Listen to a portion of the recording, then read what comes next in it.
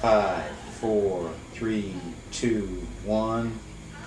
Welcome to Soapbox Ministries. Type that in, get on YouTube, check out the videos, check out what's happening. Hey, we got a question by somebody named Alan. And as I was checking out, it says, can you please clarify the doctrine of election or predestination? Man, that's a heavy question. Can you please clarify the doctrine of election or predestination? I'd rather have a question like, what is a better restaurant, Applebee's or Ruby Tuesdays? But here, can you clarify the doctrine of election or predestination? Yes, I can. It's very simple. The doctrine of predestination and election is for the believer only. For the believer only. It has nothing to do with a non-Christian, nothing to do with an unbeliever. Some people teach that unbelievers are predestined to hell. That is not true at all. It has nothing to do with an unbeliever. Predestination and election has to do with the purpose that God has for the believer's life.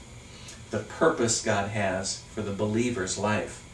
So predestination is talking about purpose, refers to only purpose. Example, one of the purposes of the believer's life is to be more like Jesus Christ.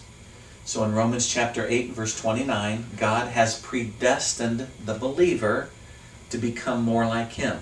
So one of the purposes of God is for the believer to become more like His Son Jesus Christ. All right? So predestination only has to do with the believer, and it has to do with all good things. God doesn't predestine somebody to go to hell and predestine bad things for people and predestine things for an unbeliever, etc.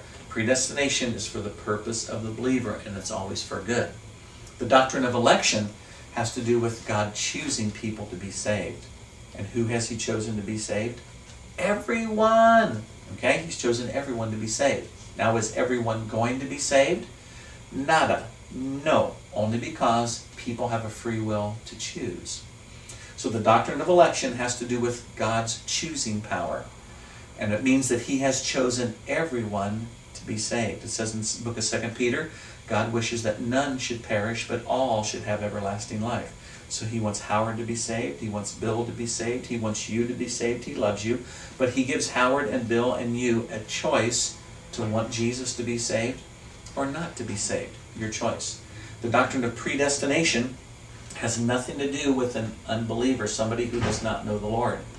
Predestination has to do with the believer and has to do with the purpose of the believer and for the believer, which is all good and all awesome. Alan, thank you for your question. It's our first one. We're excited. Send more and more and more and more and more and more and more to keep Howard busy. All right, God bless you. Have a great day.